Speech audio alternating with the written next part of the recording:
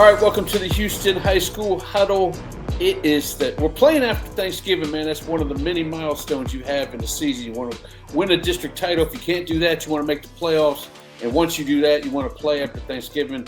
I know for me, when I was back in high school, I was eating all day on Thanksgiving, sitting around watching TV, doing nothing. Same thing as I'm doing now in my 50s. But for these high school kids, they don't want to be sitting around. They want to be out there practicing, and that's what everybody we're going to talk about today is going to be doing that. I'm the Wizard. That is, you know who that is. That's the limousine riding, jet flying, diamond ring wearing. Yeah, I'm all that. I'm just a guy who likes high school football. Kiss stealing and wheeling and dealing Matt Stepp, our guy. There he is. Yeah, there you go. And he's and as a shocker to everybody, and we'll get into this a little bit more. And we're both, to pull back the curtain a little bit, we're both living in DFW, but we're all going to be doing Houston games this week, live and in person. I got a couple, you got a couple. Yeah. It's a glorious time down in Houston. We're going to be covering it wall to wall. But first, we're going to talk a little bit about last week, some of the stuff that you kind of saw last week. I know we discussed it, how 23-6A was like, they're a dominant deal, but here's where we come up with some comps. So the CE King against Shadow Creek, that could be tight, wasn't tight. Nope. Ridge Point, North Shore, but that could be tight, wasn't tight. Nope. 23-6A and 11-6A out there flexing again. Yeah, I mean, we kind of, we talked, the two districts that we thought that had been dominant for so long, maybe had fallen back to the pack, have not fallen back to the pack. And I think, if you're looking at the area around the playoffs, I think in Houston, you got to start with the Ridge Point North Shore game. And I talked about it. I said if it was going to be if there was going to be a year Ridge Point was going to dethrone North Shore, it was going to be this year. And they just flat out didn't get it done. They just got outplayed. They got outcoached. They got beat thoroughly by North Shore. And I don't think Ridge Point played very well. But I think that would be taking credit away from North Shore. I think North Shore just went out there and kicked their butts. Mm-hmm. It was a dominant performance from Willie Gaston's ball club. In my opinion, they're the best game that North Shore has played this year for sure, and maybe in the last 2 years. Top to bottom, they thoroughly whipped. It's almost as if North Shore and Gaston and the coaches heard you talking last week saying that, hey, they beat the crap out of them in the first quarter, but after the first quarter, it was pretty tight. In the year before. They're like, you know what? Let's go ahead and beat them for 4 quarters so we can keep Stepp quiet for a little bit. And that's what they did, and all you can do is tip your cap to them. Willie Gaston and his coaching staff did a great job, and the kids went out and executed, and they just dominated Ridge Point. And I think if you're a Ridge Point fan, you got to be kind of wondering now, okay, I don't know if they're ever going to get it done. It's kind of like Atascocita, right? We were wondering now, is Atascocita ever going to get it done? I think we can. It's kind of the same thing with Ridge Point right now. Yeah. On the other side, I thought – the game of the night probably was honestly the game of the night probably overall was probably I thought Houston Yates is going to pull it off against Pine Tree. I really thought they were. They got up 21-0 early and just couldn't hang on the out there in Crockett, losing late 35-28. What a season for Yates though to go 11-1. I thought we were going to get an all Houston regional semifinal there because how about Fort Bend Crawford? Yeah, they got the exact opposite of the Yates game. They get down 21-3, and I'm thinking Lindale's going to house them. They come all the way back and beat Lindale. So congrats to David Jackson's ball club. That was one of my preseason predictions. I said Crawford is going to be practicing on Thanksgiving Day, and here we are. Exactly what Crawford happened. Chargers are practicing on Thanksgiving. That game sounded like another game with one of your favorite teams that was just on Sunday, I believe. But I don't want to talk about it because it ain't one of my favorite teams. What happened? I missed that on Sunday. What happened? Well, the Chiefs and the Colts. What happened? Yeah, the Cowboys and the Eagles. I don't know. If you missed it, I'm not going to fill you in on it. Let's just put it that way. Super Bowl. Super Bowl. I know you didn't miss it. I knew you didn't miss it. Oh, brother. All right. Well, dead last place for my squad. Win another game. God bless you. All right, well, let's talk some brackets here, buddy boy, because we got people are probably watching this around their Thanksgiving table. They're going to prop it up on YouTube and watch it.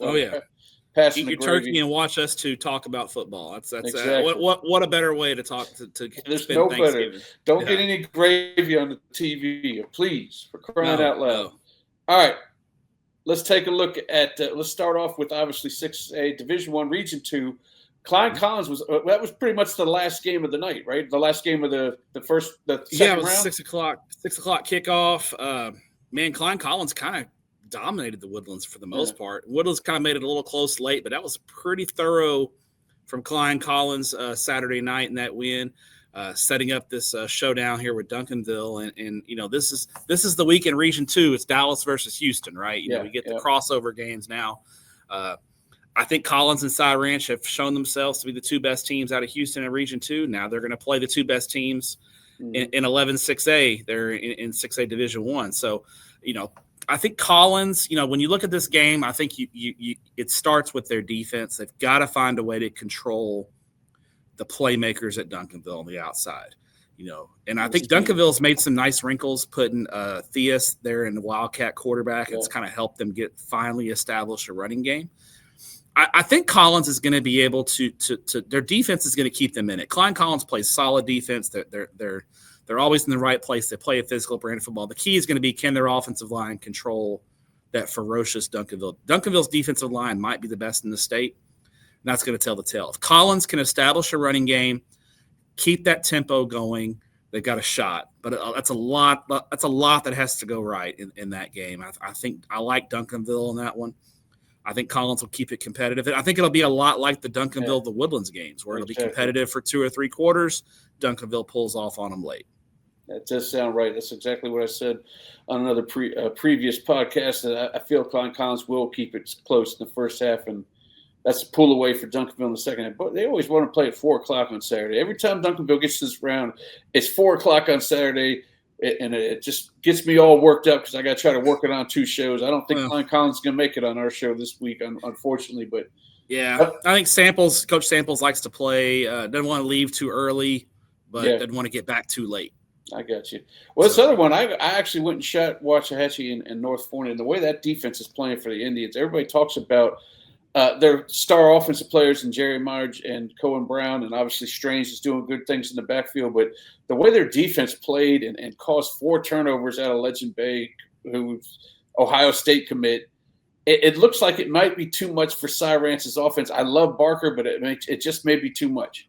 Well, here the thing: if you're a Cy Ranch fan, what you're hoping is Waxahachie has struggled to get in this round. They've not gotten past this round of the playoffs as a 6A school, and a lot of times it's a Houston team that knocks Waxahachie off.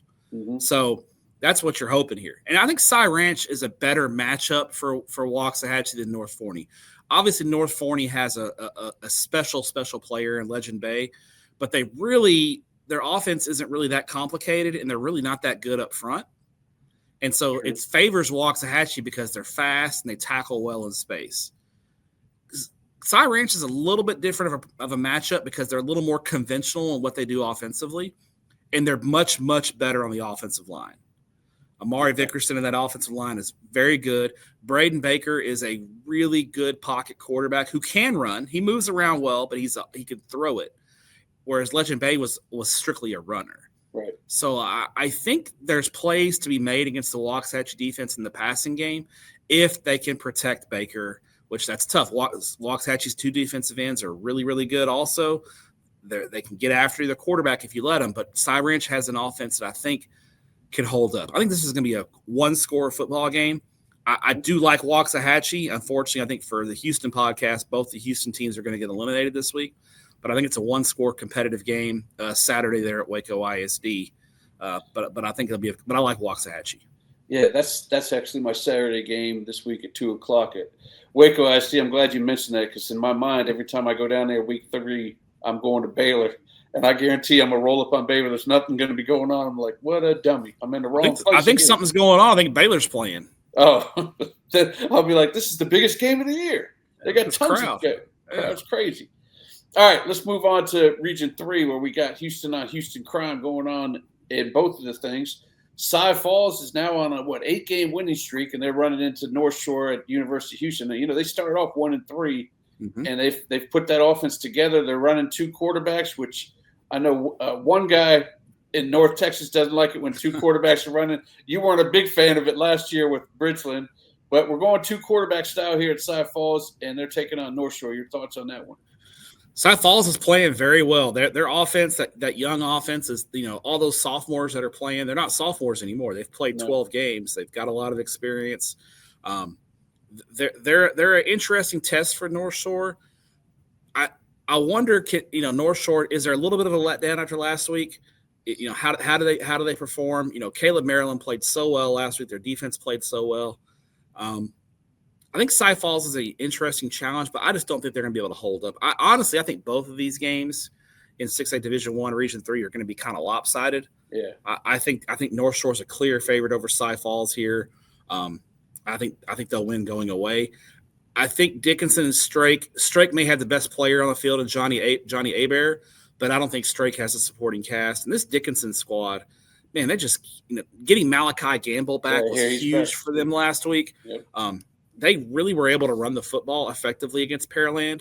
They got out to a 28-7 lead. Pearland made it close late. They scored, got an onside kick, and scored again to make it a little bit closer. But this Dickinson team, it's almost like look at their resume. They have wins over Pearland, Atascocita, Katy, C.E. King, Cy-Fair. That's amazing. It's a pretty strong resume there from the Dickinson Gators. I think Dickinson rolls as well. I think both these games are going to be multi-score wins, and I think we're going to be set up for a fantastic regional final next week between North Shore and Dickinson. Yeah, the only thing that could stop Dickinson is if they go into this game thinking, okay, finally we don't have a top 5 team to play in the area. Let's just kind of relax. You can't relax because they put 50 on Lamar. Get out on them early and put them to bed. Mm-hmm. Is what they'd have to do in that one. All right, let's move on to Division II, 6A Division II, Region 2. DeSoto and College Park. Now, this one's good. It's real tasty. DeSoto's been known to take on the flavor of the month down there in Houston. Those years with Willis where, what are they going to do against DJ Lagway? And remember that first time it was a struggle in the first quarter, and then they blew them out again. They're taking on College Park, who's got one of their former coaches as their head coach, and Kyle Coates. Mm-hmm. Your thoughts on this one? So College Park was my pre-playoffs pick to win Region 2. And I think if College Park was fully healthy, I think they could win Region 2. I'm a little bit worried about the quarterback situation there at College Park. Camden Hughes, reports are that he went out with an injury last week and didn't return. Don't know his status for this week. I think if he plays, I think College Park can beat DeSoto. They've got the pieces on both sides of the ball to hang with DeSoto. And I think having played Willis and dealing with Jermaine Bishop will help them against Sarad. But look, to beat DeSoto, you've got to control Sarad Baker. He may be MVP of Texas football, or at least in the runnings. He's probably the most important player to any one team. He might be as important as Jermaine Bishop is to Willis. He's so important for DeSoto. And he's hard to tackle because he's so strong. He's fast. He's physical. He's got great balance. He's got the whole package. But College Park did a great job against Bishop when they played a few weeks ago. So I think College Park can control Baker. The key is going to be offensively.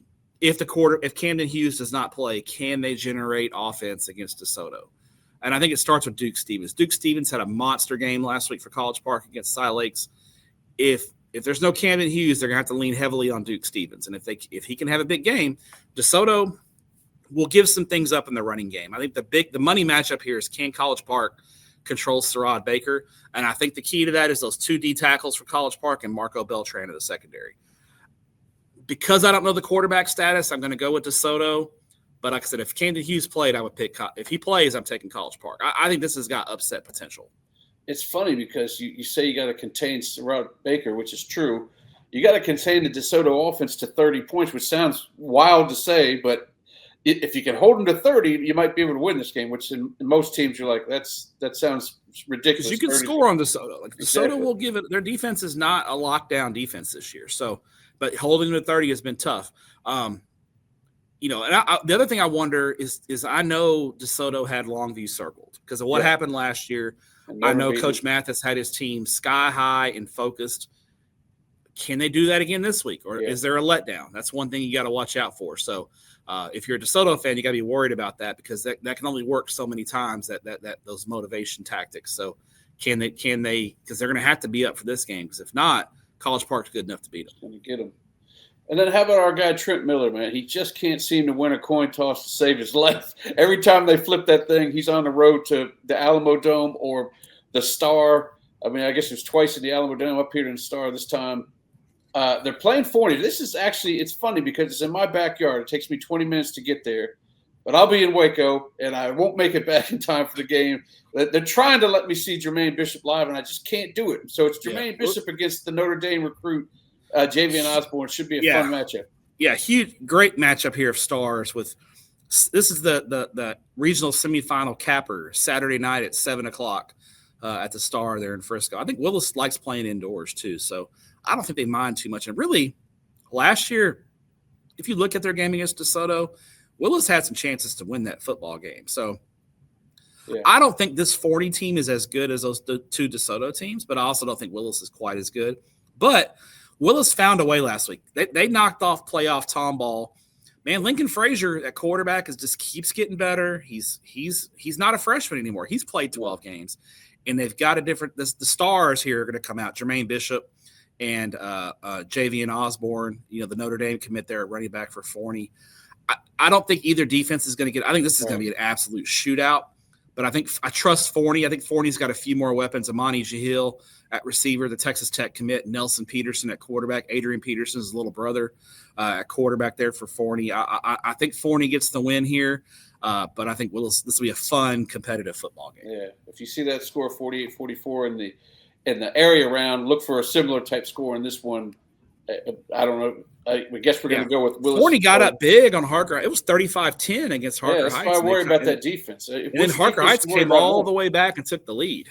Which defense do you worry about more is the question, because they're both kind of worrisome.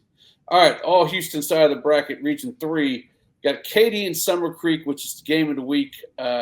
Summer Creek's going to go walk right into Legacy and try to beat Katy, but the way they're playing, man, Summer Creek is playing lights out. Katy's not playing so bad themselves over the last several weeks. It's going to be a fun one. Yeah, Katy, I think, played their best game of the year last week against Memorial. That's a good Memorial team, and Katy destroyed them. 48. The defense consistently gave the offense good field position by forcing 3 and outs. Tremaine Hill, Tony Manuel, that running game got going. It was a vintage Katy performance last Friday night there at Tully Stadium. Speaking of vintage performances, though, man, Summer Creek, Noah Spinks and Benny Easter were just unreal. Right, 5 touchdown connections between those two. Spinks threw for 8 touchdowns and was basically on the bench early third quarter when it was 58-7. Just a shockingly good performance from Summer Creek.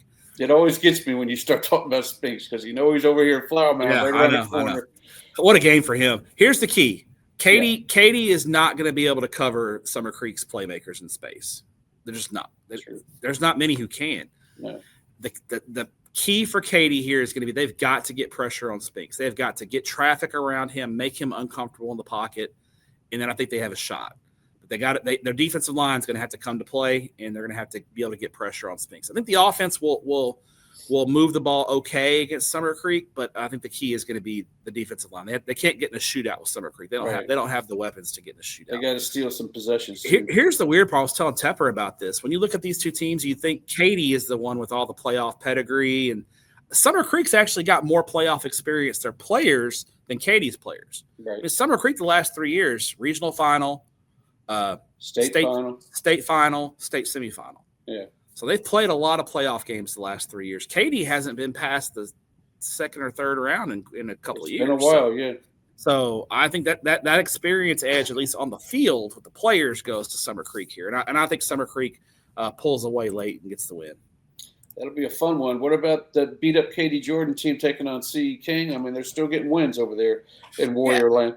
Yeah, I think Mike Robbie and Katy Jordan deserve a lot of credit for getting this beat-up football team into the third round of the playoffs for the second straight year.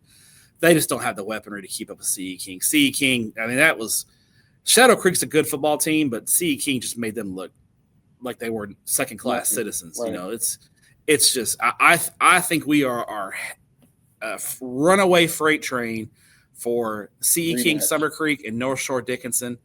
How about we get that as a doubleheader next week in Houston somewhere? Let's make that happen. I think C.E. King rolls Katy Jordan. Katy Summer Creek will be a very competitive game. Maybe a one-score game late. Summer Creek maybe scores late to pull away. I think C.E. King beats Katy Jordan by 3-4 touchdowns. 3-4 scores. Yeah. I agree. I know you don't want to hear a Saturday doubleheader because it's not good for the show, but for me, I like a Saturday doubleheader if it's like 11-2. That sounds great. Yeah. I guess we won't get a Friday doubleheader, huh? Not next week. No, probably not. That won't happen. They won't rip them out of school for that. By the way, there's 2 games this week that we're showing right now. They're in back-to-back stadiums. So if you had enough of one, walk over to Rhodes and catch the other. Well, and get there early. Traffic's probably going to be a little bit of a problem getting into that complex with those 2 big games going on at the same time Friday. So plan accordingly. Give yourself some time to get there because it's probably going to be a pretty crazy traffic situation there on that road. I think it's the Katy Fort Bend Road right there off I-10. Yeah. So that's a difficult one to get some parking going. Look at this Stepp. We got a 5A team still fighting in Division I. Our Barbers Hill Eagles took out Austin Anderson. Now they get a 4th place team. 4th place team shouldn't be in this, right? I mean, we should not allow 4th place team in the playoffs. But the way Pflugerville Weiss is playing, old man yelling at clouds. Ward's just old here. Yeah, exactly.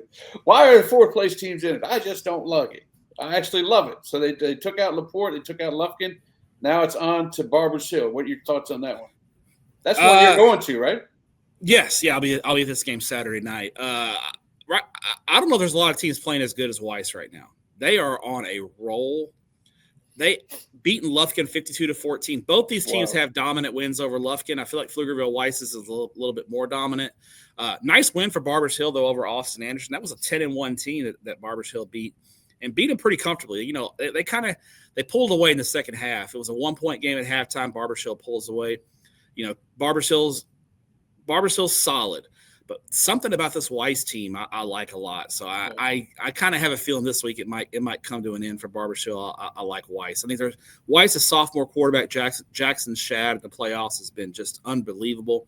And their defense is playing really – since the first half of the last 6 quarters, they've allowed 14 points. LaPorte put up 35 on them in the first half in the bi-district round. Weiss pitches a shutout in the second half and then holds Lufkin to 14.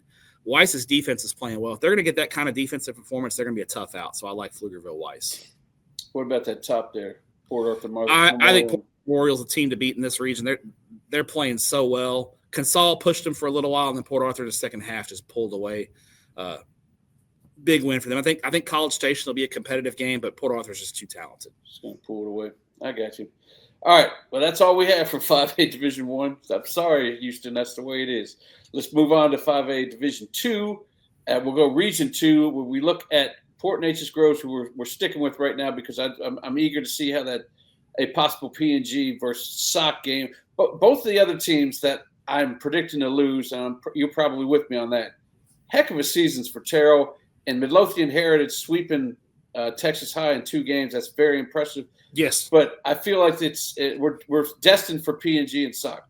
Yeah, I think so. Even though P&G, still don't really know the status of their quarterback, Connor Bailey. We know he didn't play last week. They didn't look fine offensively. They scored 63 on Ennis. I think they'll handle Midlothian Heritage a little bit closer. It'll be a closer game, but Midlothian Heritage is a better team than Ennis. But I think P&G, just too explosive offense. They're really good on offense this year. They got a lot of good skill talent. And I think we're going to get that P&G SOC game. Terrell's undefeated, but SOC's just a different animal. Yeah. And I think Terrell will be much more competitive than they were last year, and they lost to SOC in the first round of the playoffs, but they're not on SOC's level. So I think it wouldn't surprise me if SOC and P&G played that game somewhere in the Houston area next week. Don't be surprised if it's a Houston area game. I wouldn't mind that. I wouldn't mind that. All right, let's move on to Region 3 here. The obvious glaring question is the status of Landon Williams-Callis. Is he going to be good to play? He left their game with Pflugerville Connolly and didn't come back. So is he going to be ready to take on Bastrop? And are we headed for a rematch of Iowa Connolly and Randall? I think we are, regardless of Landon Williams-Callis' status this week. I think Randall's good enough to beat Bastrop without Landon Williams-Callis. I think it'll be much closer. Bastrop's pretty good. Yeah, they got a really good quarterback in Weston Nielsen. They're 11-1. Their running back, Gary Jefferson, had 380-something yards rushing last week against University. Obviously, University is not the defense that Randall is, right, but I think Bastrop is a good challenger. I think we just have to wait and see on Randall. I think obviously that's the big question going into Saturday's game is what's Landon Williams-Callis' health, and is he going to try to play? Randall's not had a lot of luck with injuries this year. DeCorian Rubin got hurt early on. I don't even think he has played at all this year. I think he got hurt in the preseason. So they've had some bad luck with injuries, and it's you got to have a little luck when you're trying to repeat as back-to-back state champs.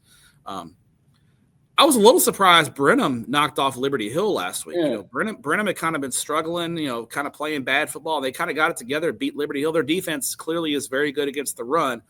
The problem is against Iowa Colony, you better be good against the pass because Jaden Warren will absolutely torch you. He had, in their win over Pflugerville, I think Warren had a touchdown, a kickoff return, and a punt return for a touchdown and caught 2 touchdown passes. Oh, wow. He's unbelievable. Carson White at quarterback.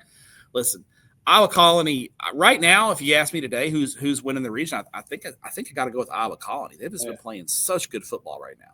And they're healthy for the most part, man. You got to watch out for Pac-Man though when you come against Randall. So see how he does. All right, let's move down to 4A. We're talking 4A Region 3 in Division 1. Another game I'll be at, Crawford against Pine Tree. I'm actually looking forward to this, man. As much as you've been talking up Mosley, and I've seen him on the highlights. Getting to see him live is going to be a different story for me, and I don't got to rush off to a second game. I'm there for the 3 hours. Is it going to be an exciting game for me? I think Crawford's going to win. Pine Tree, Lindale beat Pine Tree already this year. So if you're just looking at that, you got to give now Pine Tree is a different kind of matchup than Lindale is, but I think Crawford, the confidence they've got going into this game after beating Lindale, they got to be through the roof. They handled the road. They went to Nacogdoches last week and played. They handled that road trip well. A little bit further of a trip this week going up to Groesbeck. But still, I think Crawford handled the road trip well. I think they'll handle the travel well. And I think Crawford – I like Crawford here. I don't think Pine Tree's got anyone that can handle Alvin Mosley. So I think the Crawford Chargers are going to be into the regional finals. Yeah, that's going to be awesome. And we're both thinking Kilgore's going on because that's just an animal right there. Yeah, Kilgore shut out Stafford last week. They were missing like two or three starters that were suspended for the game due to a little bit of a scuffle at the end of the LCM game in round 1. So Bridge City, hey, I'll tell you what, I saw some tape of Bridge City's game against Navasota. I mean, they had Stalwart Stadium rocking. That was a big crowd for Bridge City. I think they'll have a big crowd over. I think this game is over at Randall Reed on Friday, so should be a lot of fun. If you're in the Houston area Friday night, want to catch a good game, Kilgore and Bridge City might be a great game to catch over there in New Caney. Nice. But I like the Kilgore Bulldogs. I think we're going to get Kilgore and Fort Bend Crawford. That'll be a good one. I'm looking forward to it. Where would that one be played, I wonder? Keep me up to date on that. Kilgore loves Randall Reed Stadium, so it wouldn't shock me if they were back in North Houston. Randall Reed or Planet Ford somewhere. That's wild how some of these East Texas teams love certain stadiums. You know how Longview always loves Mesquite Memorial or Kincaid. All right, well, let's talk about Region 4 because we still have Bay City playing, and the Black Cats got a tough Davenport squad. Is there a chance for them to pull this one off? Sure, there's a chance, but they're going to have to play their best game of the year. Davenport's a really strong football team. Bay City and Calhoun are in the same district. They played. Davenport won by 10, so I foresee a similar game. I think Davenport wins by 7 to 14 points, kind of in that neighborhood. I think Bay City will be competitive, but if they can force a turnover or two, you never know. I just worry. I don't know if Bay City's got enough offense to keep up with Davenport in this game. Maybe if they had last year's offense with this year's defense. But great job by Robert Jones getting base. They were in the 4th round last year. That everybody thought they were going to be way down this year, and they're practicing on Thanksgiving. What about the lower half? I think that Lavernia gets the edge over Cal Allen here. I think it's going to be a really competitive football game, but Lavernia's offense is really, really strong. All right, let's run through 3A real quickly here. Let's talk about those Sealy Tigers. They completely dominated West Columbia. I had a new shooter on that game, and he was like, what the heck is going on?